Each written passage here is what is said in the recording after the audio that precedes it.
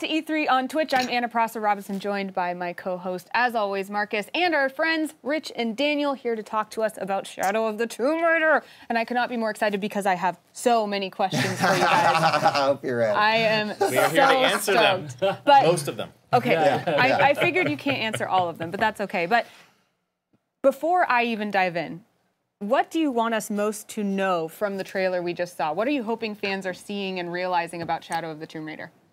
That this is the story about obsession and temptation, and there's really a duality of what's happening, and that's why we see one side, one of the side, what would be, whatever it's vertical or horizontal, what is one choice and what would be the other one, and this is really what this game is about. It's about this temptation. What would you do with that kind of power? And we really look at this as being Lara Croft's defining moment. She's been through so much, and she has to make choices along the way, especially in Shadow of the Tomb Raider, on her way to becoming the Tomb Raider she's meant to be.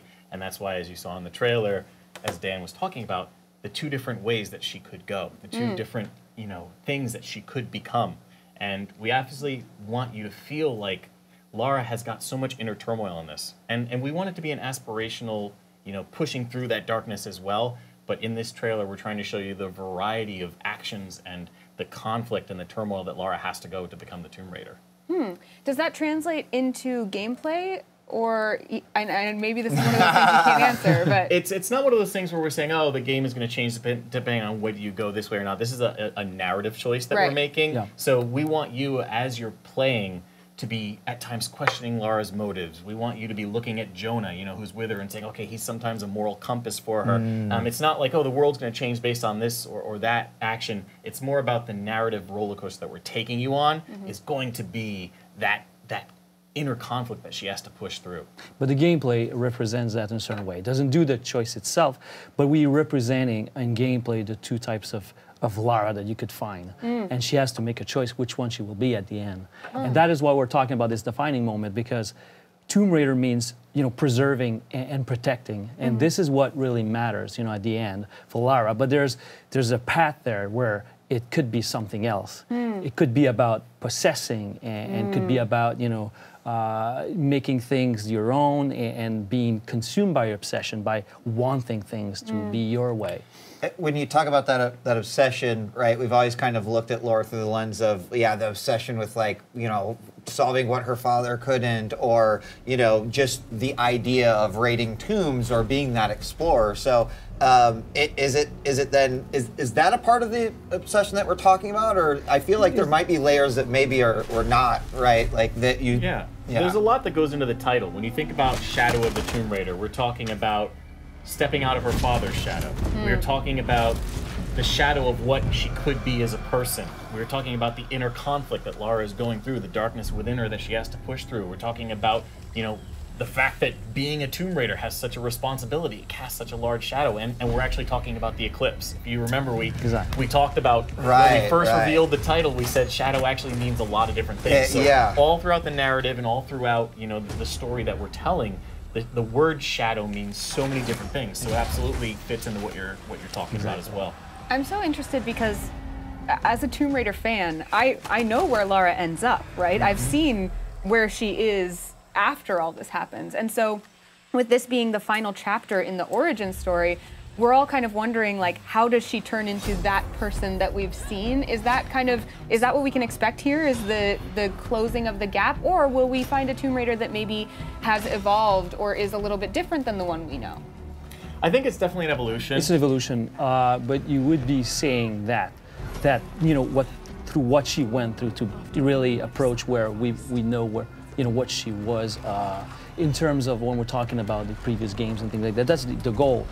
For us, when you look at even the way she dressed, the way the blue tank top things, we're really approaching to what it means to be a Tomb Raider when we're talking about, because we talking about that she was introduced to tomb raiding in 2013, and then Rise, we're very discovering that, but here she really becomes the Tomb Raider, protecting, that's what she needs to learn through that. And this is the thing we explore in this game. We have these two aspects, the positive aspect of it, and also some of the more darker aspect of it. And I think it's always through that lens, the survival action lens that you've seen throughout Tomb Raider and Rise of the Tomb Raider.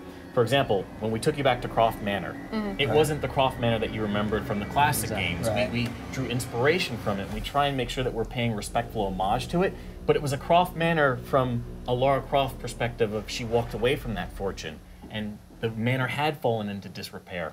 And so we'll do the same thing with what it means to become a Tomb Raider. Exactly. It's not that at the end she's going to strap on, a second pistol and put on sunglasses. It's that. But are you sure? We're not gonna get there just yet. But the point is that we're gonna redefine what it means through the survival action lens of what it means to become the Tomb Raider. Exactly. I do want to ask about the survival action lens, because I know we've even seen some evolution from the first reboot Tomb Raider to now of what things we're doing with Lara in the game. In the second, there was a lot more of like, hey, we get it, you guys want more tombs, take us back to the tombs. Are we going to see yet another evolution of what we're going to get to do with Lara in the game? Because I see what looks like a lot more puzzles. Yes. There's a lot more puzzles. They're deadlier. They're more dangerous, of course. Also, the world is bigger.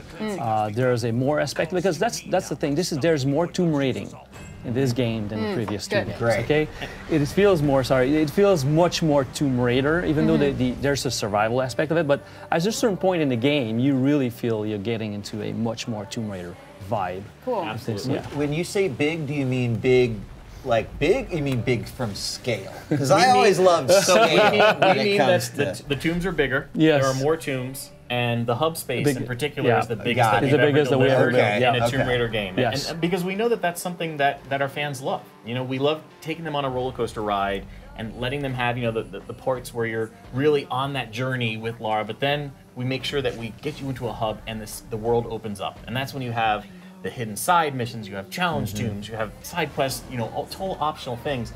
And for us, it really is, to Dan's point, every single pillar that we look at in the game, we want to take to the next level. So yes, there are more tombs, they are deadlier, they are scarier than ever before, they're bigger, that's gonna make you feel like, yes, I am tomb raiding. We take the combat to the next level. So like you said, we're gonna be doing new things with Lara. We start you with skills that she knew in the prior game. So it's not like you start from scratch. I didn't forget We make sure that you feel like Lara, now she sure has progression along the way, but we are showing Lara at the most capable, most confident she's ever been. Cool. We take traversal to the next level too. Sorry, one last thing.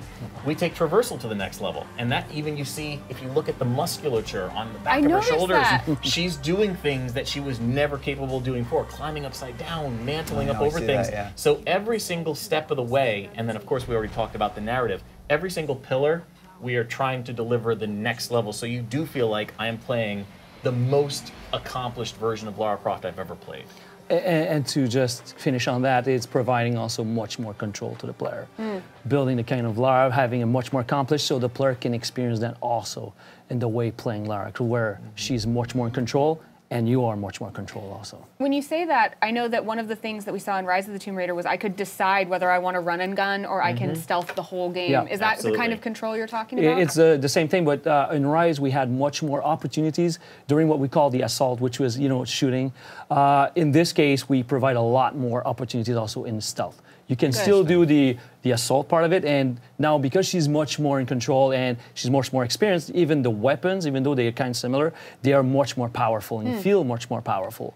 But you can still do that. But the most rewarding aspect of it, when you're thinking about it, is looking at combat through the puzzles aspect of it, saying, okay, now I could do this, this, and that to trigger that in assault, but also in stealth. Now I have a lot more opportunities for the player. Is that like some of the? I saw the trap where it looked like she. Like she's doing a hanging takedown. So she can stay. So Lara can spend a lot more time up in the canopy now. You can actually get to the back up in there after you do that takedown once you improve that skill. And the idea is that, again, Lara being very, very capable now, she can do much more in stealth, or she can do much more in assault. And the thing that I love is that when you pop that bubble, as we call it, and go into assault mode, you can actually get back in the canopy or stay unseen for a while, and enemies will go back to stealth, so you can re-engage, as opposed to in Rise, where it was all stealth all the time once you pop the bubble. Now you can actually get back into stealth. Get back I love in it. stealth, yes. You're saying all these things that make my little heart go pitter-pat. Looking at combat through the puzzle lens of Lara, I'm so excited for that. Unfortunately, they only let me talk to you for a little while, so tell me anything people should know, where they can go to find out more, any dates we know yet, anything like that. Absolutely. So Rise of the Tomb Raider will be out on Xbox One, on PlayStation 4, and PC on September 14th, and they can go to tombRaider.com for more details. Great. Thank you guys so you. much. Thank you Thank very you. much. Can't wait. Thank you. And guys, don't go anywhere because we'll be right back with more from E3 on Twitch right after this.